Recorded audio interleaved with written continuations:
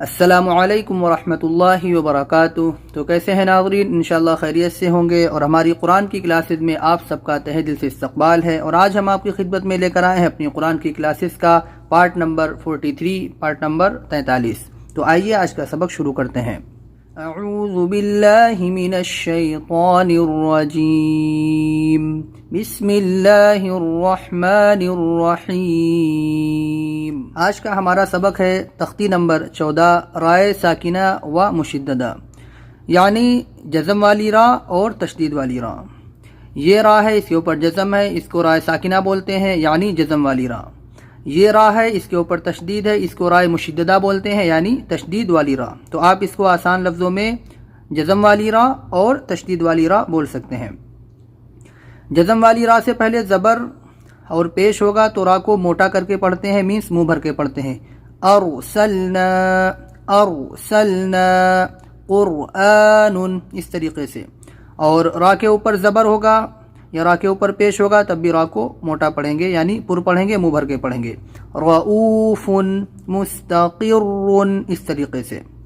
یعنی راء کے اوپر زبر یا پیش ہوگا یا راء کے اوپر جزم ہو، اس سے پہلے زبر یا پیش ہو تو راء کو موٹا پڑھتے ہیں، اور اگر راء سے پہلے زیر ہو یا راء کے نیچے زیر ہو تو راء کو ہم پتلا پڑھتے ہیں، باریک پڑھتے ہیں۔ جزم والی راء کو رائے ساکنہ کہتے ہیں اور تشدید والی راء کو رائے مشددہ کہتے ہیں۔ راء پر زبر یا پیش ہو تو راء پر ہوگی، زیر ہو تو باریک ہوگی۔ رائے ساکنہ سے پہلے زبر یا پیش ہو تو راء پر ہوگی، اور زیر ہو تو رائے ساکنہ باریک ہوگی۔ یعنی یہاں پر راء جزم والی راء ہے، اس سے پہلے زبر ہے تو ہم کو یہ موٹا کر کے پڑھنا ہے۔ تو آپ پریشان مت ہوں، آپ اس کو آسان لفظوں میں سمجھیں کہ جزم والی راء سے پہلے زبر پیش ہوگا تو موٹی ہوگی، اور راء کے اوپر زبر یا پیش ہوگا تو راء موٹی ہوگی، مینس منہ بھر کے بولیں گے بس۔ باقی آپ کو مشددہ ساکنہ کے چکر میں نہیں پڑھنا ہے، اور جو لوگ اردو اچھی جانتے ہیں وہ لوگ اس کو زبانی بھی یاد کر سکتے ہیں تاکہ ان کو اچھے سے سمجھ میں آئے، اور جو لوگ اس میں مطلب گھبرا رہے ہیں یا ان کو آسان نہیں ہے یاد کرنا تو وہ لوگ خالی یہ سمجھ سکتے ہیں موٹا اور پتلا کیسے کرنا ہے۔ حمزہ را زبر ار، سین لام زبر سل، ارسل، نون الف زبر نا، ارسلنا۔ اگر اس کو موٹا نہیں کریں گے تو کیسی ہو جائے گی؟ ارسلنا، ار نہیں بولنا ہے، ار ایسے بولنا ہے، ار بولیں گے تو غلط ہو جائے گا۔ ارسلنا، قاف را پیش قر، حمزہ کھڑا زبر آ، قرآ، نون دو پیش نون، قرآن۔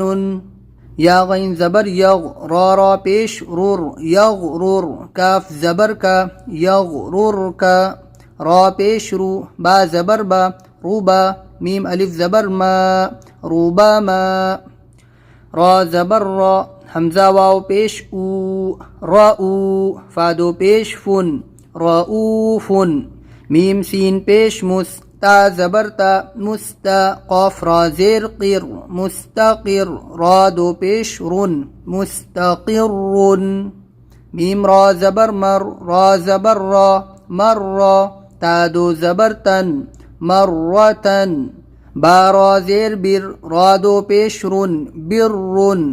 تو اس میں ہم موٹی کر کے پڑھیں گے۔ یہاں پر راء ساکنہ ہے لیکن اس سے پہلے زیر ہے، پھر بھی اس کو موٹا پڑھیں گے کیونکہ اس کے بیچ میں یہ ایک الف لکھا ہے، اور جہاں پہ بیچ میں الف لکھا ہوگا وہاں پر ہم اگر زیر بھی ہے تب بھی ہم اس کو موٹا ہی پڑھیں گے۔ یہاں پر بھی دیکھیے الف لکھا ہے، یعنی یہ پورا ایک جملہ نہیں ہے، ربی الگ ہے، ارجعونی الگ ہے، اس وجہ سے جب دو ایک بیچ میں پارٹیشن آ جائے گا تو ہم یہاں پر اس کو موٹا ہی پڑھیں گے، پتلا نہیں پڑھیں گے، ٹھیک ہے۔ اور یہاں پر بھی دیکھیے زیر ہے رائے ساکنہ سے پہلے، پھر بھی موٹا پڑھیں گے اس کو۔ کیوں ہم موٹا پڑھیں گے؟ کیونکہ یہ قاف یہاں پر آ گیا ہے، صاد آ گیا ہے، تو آ گیا ہے، یعنی 7 حرف ایسے ہیں کہ اگر وہ رائے ساکنہ جزم والی راء کے بعد میں آئیں گے تب بھی راء کو موٹا ہی پڑھیں گے، بھلے ہی اس سے پہلے زیر کیوں نہ ہو۔ تو 7 میں قاف، صاد، طا ہیں، آگے ہم آپ کو بتا دیں گے 7 کون کون سے ہیں۔ فی الحال آپ زیادہ گھبرائیں نہیں، بس ایزی ہے بالکل، آپ آسانی سے سمجھ سکتے ہیں، لیکن یہ پورے سبق میں موٹی ہی پڑھنی ہے زیر ہونے کے باوجود، کیونکہ زیر ہونے کے بعد میں کچھ شرطیں ہیں، اس کے بعد میں ہی راء باریک ہوگی، پتلی ہوگی۔ یہاں پر وہ شرطیں نہیں پائی جاتی ہیں تو موٹی ہی پڑھیں گے۔ را با زبر رب، با را زیر بر، رب بر، جیم زیر جی، رب بر جی، عین واو پیش عو، رب بر جعو، نون زیر نی، رب ارجعونی۔ یہاں پر الف کو نہیں پڑھیں گے، با کو ڈائریکٹلی جزم سے ملائیں گے، را سے ملائیں گے، کیونکہ یہاں پر جزم ہے، اس سے پہلے حرکت زیر ہے، بیچ میں کوئی حرکت نہیں تو ہم اس کو ڈائریکٹلی اس سے ملا دیں گے۔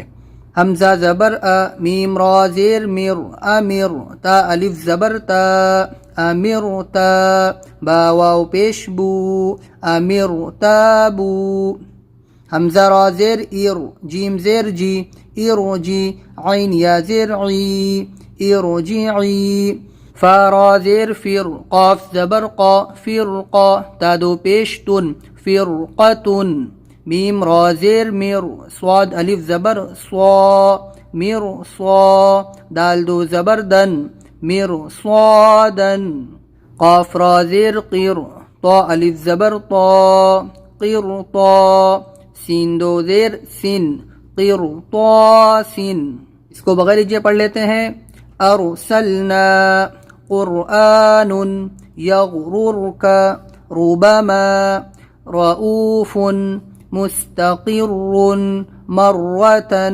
بر رب ارجعوني امر تابوا ارجعي فرقة مرصادا قرطاس. تو آپ اس کو ایک بار پھر سے سمجھ لیں کہ را ساکنہ ہو اس سے پہلے زبر یا پیش ہو موٹی پڑھیں گے، را کے اوپر زبر یا پیش ہو تو را کو موٹا پڑھیں گے، را کے نیچے زیر ہوگا تو باریک پڑھیں گے، یہاں پر زیر ہے باریک پڑھیں گے، اور را ساکنہ ہو اس سے پہلے زیر ہو پھر بھی ہم اس کو باریک پڑھیں گے.